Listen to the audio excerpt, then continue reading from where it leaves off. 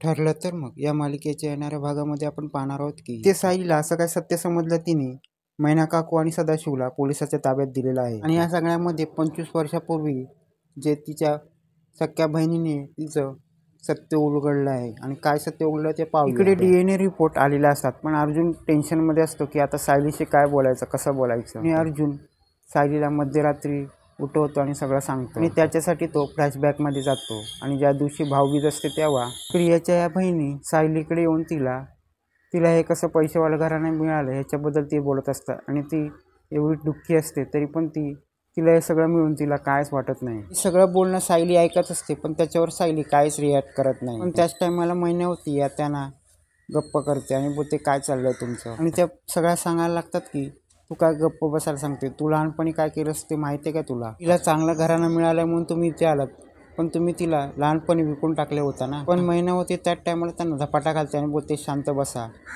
आणि सदाशिव बोलायला लागतो की आता आलायत नाही ते 4 टायमाचा खावा आणि इथून निघा। तेव्हा त्या बहिणी सांगायला लागते काय तुम्ही काय केलं तिच्यासाठी, तिला इथे पण उपेक्षा मिळते। पण हे वाक्य सायली आणि अर्जुनने ऐकलेलं असतं पण सायली याबद्दल काय रिएक्ट करत नाही। आणि मैना होती आणि सदाशिवला वाटत असतं की कोणी ऐकलं नसतं पण सायली उदास होते।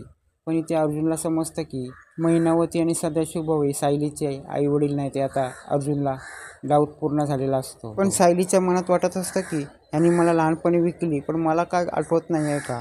पण सायलीला वाटत असतं की ह्याच्यातली एकतरी बहीण माझ्यासारखी असावी आणि त्यांनी मला लहानपणी विकली हे अजिबात त्यांना आवडत नसतं। पण त्याच टायमाला सदाशिव सावरासावरी करतो आणि बोलतो काय काळजी करू नको, आम्ही इथून कुठून जाणार नाही आणि तुझ्या बहिणी आता 2-3 दिवस आहेत त्या निघून जातील। तेव्हा त्या बहिणी बोलायला लागतात की काय बोलता तुम्ही, आम्ही इथेच आहोत। आणि या सायलीचे भोग काय अजून पण जात नाहीत आणि जे तिचे लहानपणापासून चालू आहेत। मी परत एकदा फ्लॅशबॅकमध्ये निघून आता हा सीन परत भूतकाळात जातो आणि सायली अर्जुनला बोलत असते की सायली बोलायला लागते मला विकलं गेलं हे तुम्ही ऐकलं। तेव्हा अर्जुन बोलायला लागतो मी हे ऐकलं नाही तर, आणि ही गोष्ट खरी आहे का खोटी हे जाणून घेण्यासाठी मी चेतनला कामाला लावलं। आणि जी बबली इथे येण्यापूर्वी कुठे होती, एका अनाथ आश्रमात। आणि ती अनाथ आश्रमातून कुठे गेली तर एका गुलाबबाईकडे। आणि त्या गुलाबबाईला विचारलं तेव्हा कळलं की आणि त्यांनी सांगितले की ही बबली 5वी मुलगी होती आणि त्याला 4 मुली होत्या आणि 5वी मुलगी त्यांना सांभाळता येत नव्हती म्हणून त्यांनी आम्हाला विकली। तेव्हा सायली बोलायला लागतात ज्या माझ्या बहिणी बोलायला लागतात ते सगळं खरं होतं। तेव्हा अर्जुन बोलायला लागतो मला एक सांग,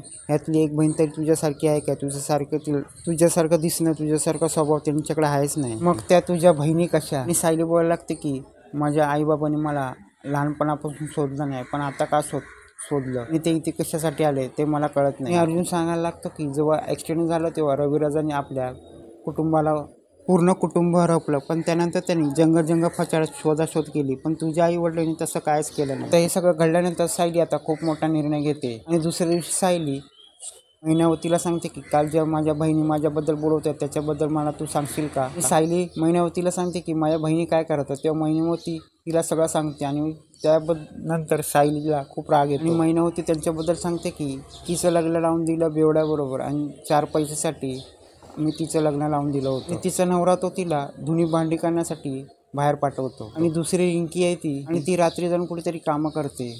तर सायलीला समजतं की या बाईनी पैशासाठी या मुलींना कुठे कुठे पाठवलं आणि काय काय केलं, तिला राग येतो। आणि अजूनही बहिणीचा विचार काढला होतं की सदाशिव बोलतो कसला विचार काढतेस तू, कुठल्या गोष्टी काढतेस तू। तेव्हा सायली सांगायला लागते की माझ्या बहिणीबद्दल मला माहिती मिळालीच पाहिजे। ऐकल्यानंतर सदाशिव गडबडतो आणि बोलतो या मुलीला आता एवढी माहिती का हवी आहे। आणि तेव्हा सायली बोलायला लागते मी 5 वर्ष असताना मी खरंच विकली गेली होती का, हे सगळं खोटं होतं की मी हरवली गेली होती आणि इतकी वर्ष तुम्ही मला शोधण्याचा प्रयत्न केला होता की नव्हता। त्या महिन्यात ती सायलीला विचारते की तू इतकी प्रश्न का विचारतेस। तेव्हा सायली बोलायला लागते मला कळलं की तुम्ही लहानपणी मला विकलं होतं। तेव्हा सायली बोलायला लागते विकण्यासारखं मी काय केलं होतं। तेव्हा मैनावती बोलते की 5 पोरी आणि त्यात तू चंड आणि या सगळ्यामध्ये तू आम्हाला विकून खालास म्हणून आम्ही तुला विकलं होतं। आणि सायली बोलायला लागते का विकलं तुम्ही मला। तेव्हा इथे मैना काकू बोलायला लागते तू घरात चोऱ्या माऱ्या करत होतीस म्हणून आम्ही तुला विकलं। सायली बोलायला लागते तू विकलंस आणि तुझ्यासारखी बाई आई अशी असू शकत नाही। आणि सायली बोलायला लागते की याच्यावरून कळतं की मला आता DNA टेस्ट करायची गरज नाही की आता मला कळलं की तू माझी आई नाही। तेव्हा सायली बोलायला लागते मी आता तुम्हाला या घरात ठेवू शकत नाही कारण की माझ्या सोन्यासारख्या संसाराला वाट लावायला मी तुम्हाला इथे ठेवू शकत नाही। तेव्हा सदाशिव बोलतो तू काय बोलतेस पोरी। तेव्हा इथे सायली बोलायला लागते आणि त्या टायमाला तिथे पूर्णाई येते आणि सायली पूर्णाईला बोलते की मला विकणाऱ्या आई बाबाला मी इथे ठेवू शकत नाही। आणि सायली बोलायला लागते या कारणावरून मी यांना या घरात ठेवू शकत नाही। तेव्हा पूर्णाई बोलते की